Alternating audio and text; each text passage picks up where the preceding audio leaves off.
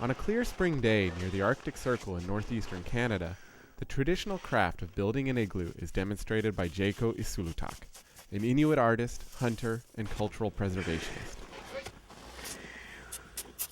For Jaakko, passing on the traditional knowledge of his ancestors is not only critical to keeping the traditions alive, it's a way to ensure young people will have the survival skills needed in this harsh and rapidly changing environment.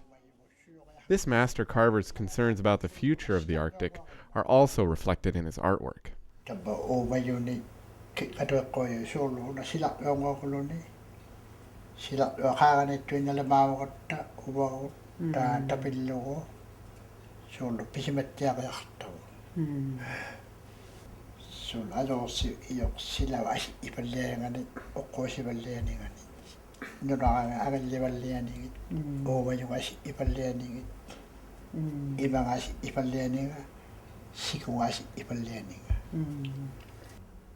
Imaka matuma igila kumartanga sikwata onnekan imenda kumart sol no paleo ya uluni mawa au paleo ni sikwata onne paleo ni tamana tema toka hamba yamanna una tema toka yoksima yok sol sanak wa ola pilla tuba pisimetia ha odi babo o mayo taikuno ni atto inoni atto no kamaka yotia.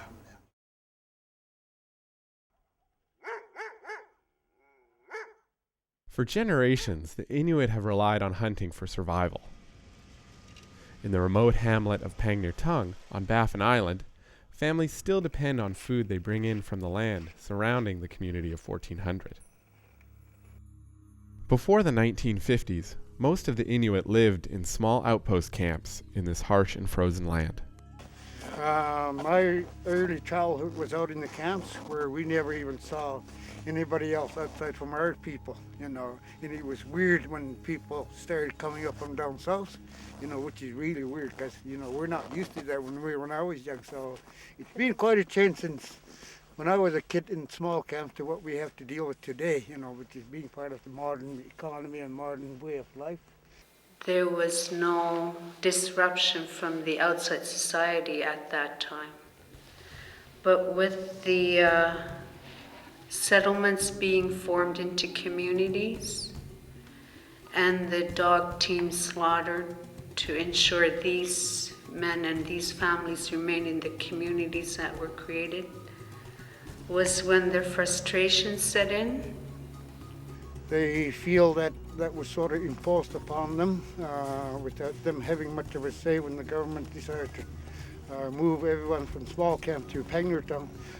We were never even asked if you want to move. No, we were never even asked. We were told you got to go. And that hurt us in a way that we're sort of dealing with it today. The men were no longer independent, were the providers of the family. So they were hit hardest with this loss of their roles. People are just learning how to go to school, how to save money, how to make a how to adjust to modern way of living, because these changes have occurred so fast that it's overcome us in a way that we got to sort of take a step backward and, and take a look at exactly where we are and then move from there. Yeah, ilawata kautaman ilawata payuta so suluta ilawata tajawa yuta kimusikut kungayak suungan nakto kautaman triganaksyo amma kimusikku ngayata ukalaksyo pato tapisuktuta so suluta akik yakam oh bisa nakimi kiseni natte amma tuktu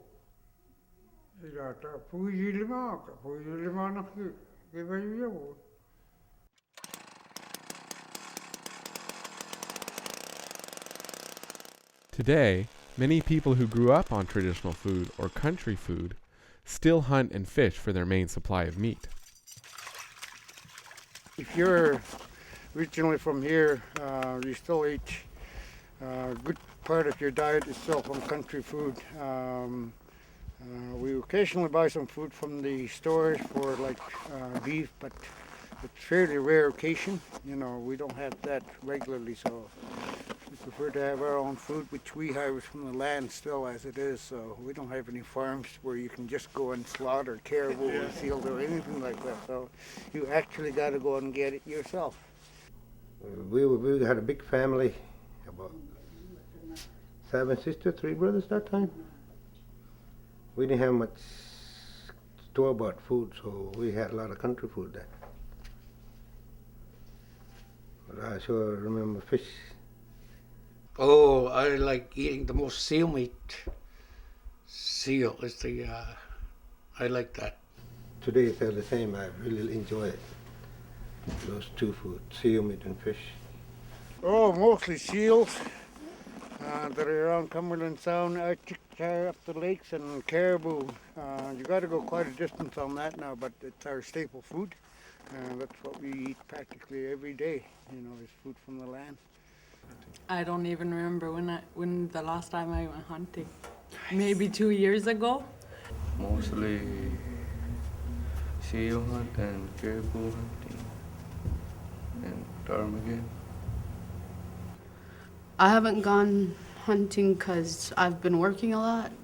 I work mostly weekends. I work at the Quick Stop. Not all residents of the community live off the land.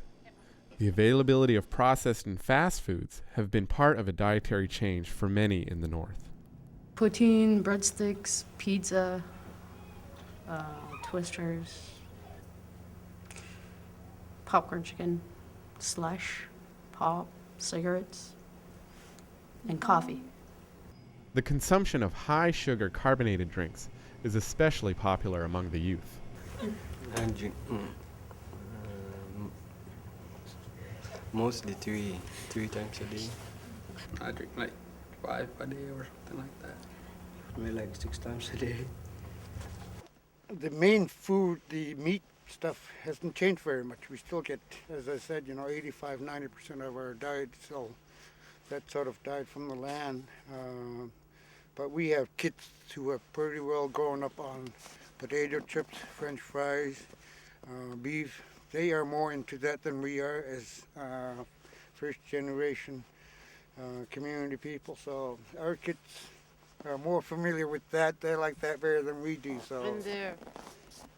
And they are the ones who are gaining the weight. That's very obvious, as you know, in the community. Over the last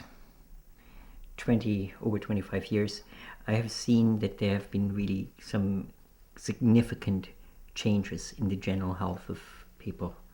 People with high blood pressure, with genuine chest pain and heart disease, things that were completely unknown 25 years ago here in the north. We had, at that time, no need for an EKG machine or a defibrillator. We never heard of a need to draw blood for cholesterol levels. And now this has become something that we need to do routinely on people who are in their mid-late 40s. And we are finding out more and more people are obese, more and more people have high blood pressure.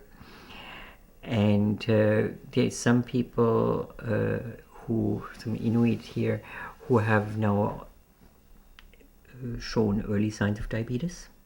And very few actually, but some of them are insulin-dependent diabetics. When I found out that I was diabetic, and doctor told me that I have to lose some weight, which I used to be quite big, and I lost about 40 pounds, because it was either to listen to my doctor, and so I listened to my doctor and lose weight very dramatically, and so it's helped me. Right now they're here. Jonah Kalupbuk is one of the strongest Inuit advocates on diabetes. His testimony has helped promote health awareness in the community. I believe it was 2003 that I started a diabetes fair and invited invited different organizations Inuit organization and also from the government. And the people in town, like local stores, got them involved and displayed healthy food and not so healthy food and junk food.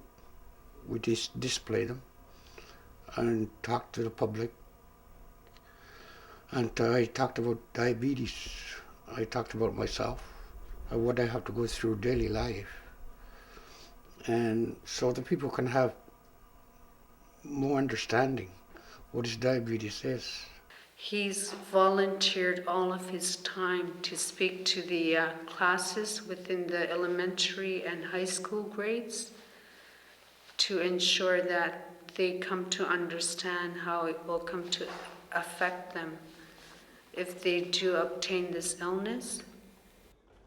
Jonah's efforts to educate people about diabetes and nutrition set the stage for a collaborative research project. The Center for Indigenous Peoples Nutrition and Environment, or CINE, and cooperating agencies introduced a study to determine the nutritional content of the country food and conducted a health screening of adults in the community.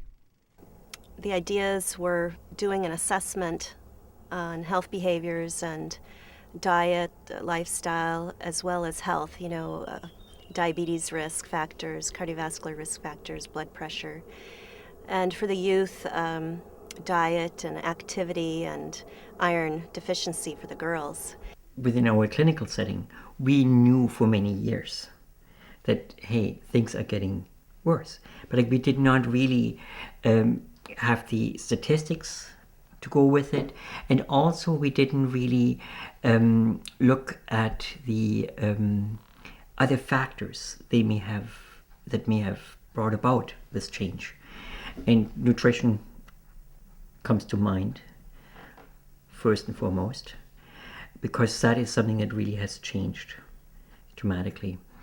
And so in this study was specifically looking at the type of foods people eat. And what we found with the adults is that over 80% of the community, the adults are consuming traditional food, country food they call it. Whereas with the youth, it declines to half that.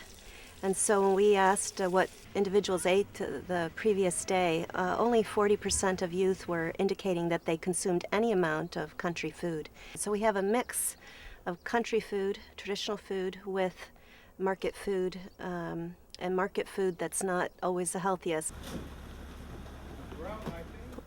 The cost of shipping food north from the south will only continue to rise as fuel costs are soaring. And country food makes good economic sense, but it also makes good nutritional sense in terms of reducing food insecurity and providing a nutritious component of a diet. For example, you need to eat 50 hot dogs to get the same amount of iron that you would get out of a small piece of seal meat that would fit in the palm of your hand.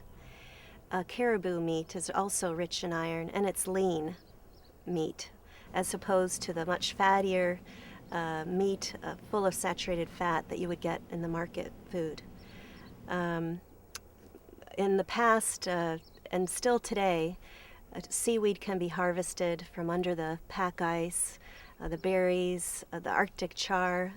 Traditional food is a good source of omega-3 fatty acids, antioxidants like selenium, and lean, and all this can contribute to improved health. While fresh, healthy fish like Arctic char continues to be a staple for many adults and elders, some wonder if the knowledge needed to hunt and fish will be passed on to the younger generation. Noah Mituk is determined not to let that happen. Try to teach my kids what to eat, what's good to eat. When I go out camping, when I'm not in school anymore, we try to eat all the country food we can, teach them. Yes.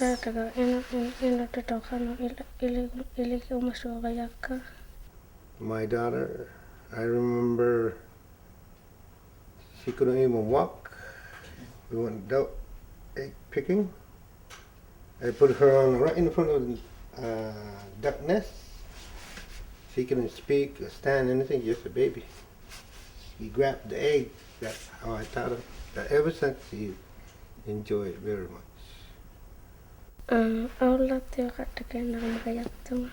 I can get a whole bunch of country food, store it, and take a week, a month. And we try to go buy groceries too, every month, every time. Up here, everything's expensive. Food prices in Arctic communities like Pang near Tongue are very high due to the costs of shipping goods to remote areas. Many families spend large portions of their income on groceries. In the north, the cost of feeding a family of 4 is 3 times the cost of what it is in southern Canada. And so, of course, with limited dollars in your pocket, you'll buy the cheap carbohydrates, and the high sugar foods are cheaper, and buying good quality market foods is quite expensive. Local freshwater fish like char not only save people money, but it's one of the healthiest sources of protein available. You have to pay top dollar for that fish in southern restaurants, and it's just an example of eating locally can be cheaper and better. Some Inuit worry about the contaminants found in Arctic animals that are being eaten. I always thought my country food was the best. It is the best, I know. But I never knew about the contaminants that they do have. It's through what they eat.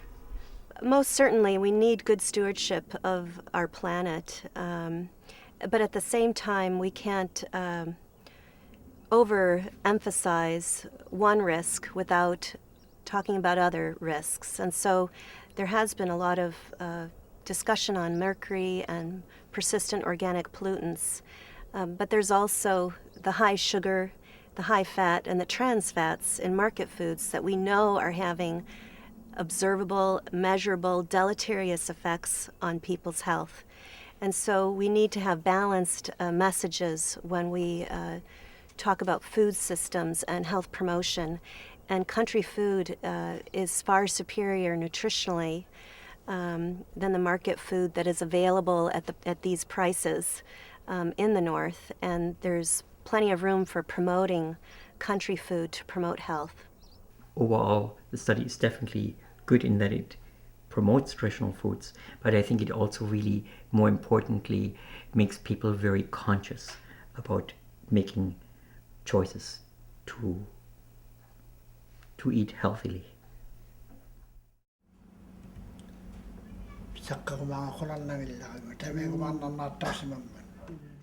Jaco Isulutak believes the teachings of the elders will help the younger generation make good choices in the future. The transitions and changes are so rapid, and we don't always know what the future holds, but we do know that the wisdom and knowledge of the elders can help provide a support base for moving into the future and to deal with the challenges of the future. CINE has helped launch a storytelling project to record elders' knowledge and pass it on to the younger generations. The community wanted storytelling project, and to use that not just to promote country food, but also to build awareness of country food and its health promoting attributes. And then if country food is not available, how can we find in-market food, what products and what healthy choices can be made to help replace traditional food when it's not available. In Pang near Tongue, many Inuit youth are now embracing their traditional ways and want to pass on their culture to their own children. I'm going to teach them drum dancing and throat singing because that's what they used to do here. And it means a lot to me. I want to keep it going and going.